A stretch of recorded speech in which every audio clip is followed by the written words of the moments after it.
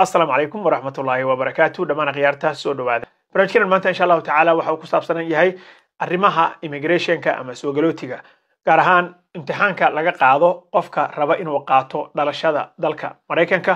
oo si weyn wax looga bedelay hadii aan ku bilaabo testiga laga qaado ayaa waxa laga bedelay waxyaabo waaweyn oo ay kamid tahay in la badiyay su'aalihii waaga hore la soo xifdin jiray markii hore waxay ahayd testiga 2008 marka la fiiriyo version-ki ahaa waxa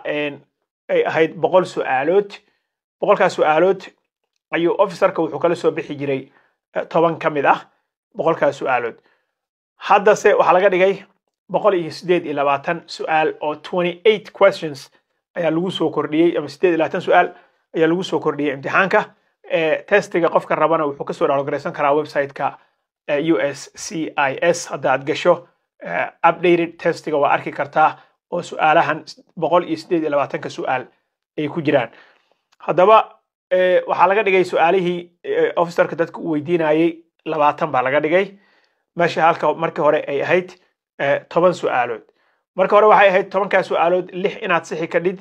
4 daagafto okay baa ahayd waa baastay hadda se waxa laga dhigay 20 su'aalood waxaana lagu soo kordhiyay in 12 aad sixi ka dhid 12 haddaad saxdo officer-ka halkaas ku kala dhamaateen hadii aad 9 qaladana halkaas ay ku kala tagteen marka waxa kale oo la soo kordhiyay 128 su'aalood uu kala soo dhaxbaxaya 20 su'aal oo uu ku weydiinayo ujeedkiisana waxa weeye inaad saxdid 12 9 aad qaladid ama 8 aad qaldi kartid laakiin inta ka horeyso hadii aad 9 ka u horeysaba aad qalado ma kula sugaay 12ka waxa laga dhigay sharciga in automatically halkaas imtixaankii uu kaaga eg yahay hadii aad saxdo 12na waa baastay oo halkaas uu kaaga yahay su'aal kale kuma sii weydiinayo hadii aad qalado 8 ama 9na oo 8 ka hal xaba aad dhaafsato halkaas uu kaaga eg yahay arrinkaas ayaa isagana la soo rogay oo lagu soo rogay officerada imtixaanka qaadayo si abruptly inay u joojiyaan waxa jiro markaa aan raba insha Allah taala inaan ku daro dad special provisions haysta oo sida qof dadka waayeelada ah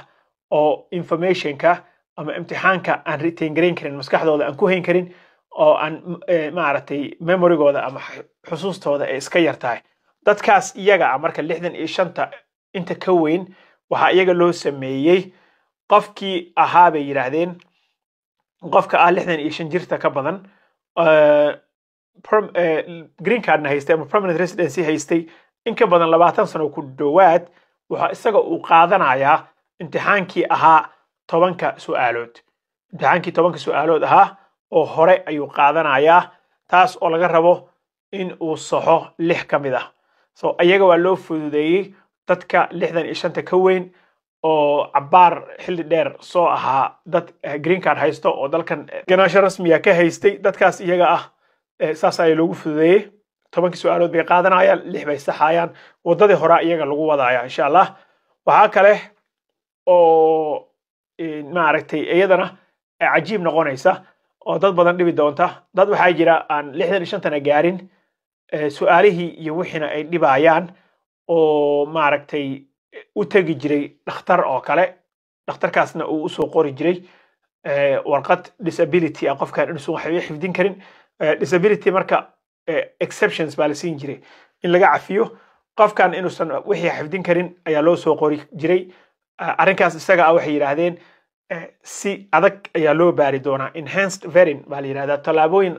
waxa loo marin doonaa baaritaan dheeraad ah qofka inuu been sheegayo inuu fake gareynayo iyo in kale so stricter reviews waa review-ga waa lagu adkeynayaa baaritaanka dadka raba inay ku qaataan waxa ma xifdin karo maskaxdeeda caadi ma aha iyo dadka noocaas ah arrinkaasna wuu iska jiraa dad fara badan ayay maaragtay baajira oo aan qaadan karin imtixaanka luqadda aan fahmaynin oo sida ku qaata taasna waa loo soo dhigtay waxa kale oo ay sheegeen inay baaritaan xoog leh oo dabagal fiican ay ku sameyn doonaan qaybta good moral character-ka ah oo maalinka dhaweyta aan ka sheekaynaynay qofka in uu bulshada si fiican ula noolaa in uusan dambi gelin in tigidha iyo maaragtay waxyaabo social normka ama society-ga uu ku dhex nool yahay bulshada ka hor imaanayo dhaqankoodii iyo waxoodii aan maaragtay ka hor imaanaynin inuu si fiican u ilaaliyo good moral characterka si fiican ayay u ilaalin doonaan iyada oo lagu soo dari doono sidaan idin sheegay wiig ama 2 week ka hor bay aad baan malaynayaa neighborhood checks deriskaaga in la wareysto oo ay warqada ku soo qoraan oo la dhaho ninkan nin noocay ah ayuu yahay si bay yiraahdeen loo cadeeyo in aad eligible u tahay oo qof macnaha u qalma aad tahay deriskaaga taa waa la soo weydiinayaa marka baaritaanka good moral characterka waa la adkeeyey waxaa kaloo la adkeeyey dadka disability-ga claim gareeya oo imtixaanka u gooya halkaas taas waa intaas English language testigii asaga wax badan iskama bedelin waa akhrintii waa qoridii waa ku hadalkii iyo waa fahankii so officerka markaas la hadlaysaan waa isla hadlaysaan so markuu su'aalo ku weydiiyo jawaabaysan speakingkii bay noqonaysaa readingkii wax yar buu lagu qorayaa oo waxa lagu dhihi akhri waad akhrin kartaa kulli usually wax fudud bay dadka u qoraan and then writingka sentence yar ayuu ku siinayaa oo uu ku leeyahay sentence kan akhri so imtixaankii hore oo fududaa oo 100 su'aalood 10 lagu weydiinayo 6 aad saxaysay kuwa waayeelada loogu talagalay baa qaadanaysaa baa la yiri in uu arrinkan imtixaankan adag u gooyo waa in applicationkiisa hadda uu sii xareystaa si imtixaanka cusub uusan ugu dhicin waana applicationkaaga waa inay soo gaaraan xafiiska USCIS so dadka raba inay xareystaan citizenshipka rabana inay imtixaankii hore qaataan imtixaanka dadka ka dambeeya wax alaal waxa ka dambeeya application oo ay receive gareeyaan ama ay helaan marka arrimahan hal iska maaragtay hal loo feejignaado dhegta hal la taago dadka moral characterka oo kale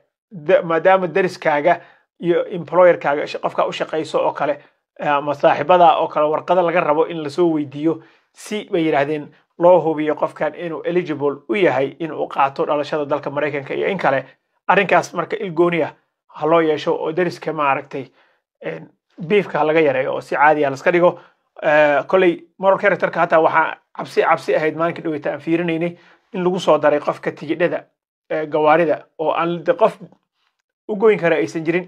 inuu iska ilaaliyo inuusan tigidho badan iska urursano si recklessly ah oo bulshada ugu dhex noolaanin oo uu samaari tigidho badan u qaadanin speedingka accidentyada faraha badan iyo waxa dhan waxa lagu soo daray good moral characterka lagu soo daray baaritaankana waa la adkeynayaa hadduu ilaahay idmo marka nimayow waxaan idin sheegayaa insha Allah taala haddaad nagu cusub tahay channelka subscribe saara haddaad hore hor joogtayna like and share the video wasalaamu calaykum ورحمة الله وبركاته.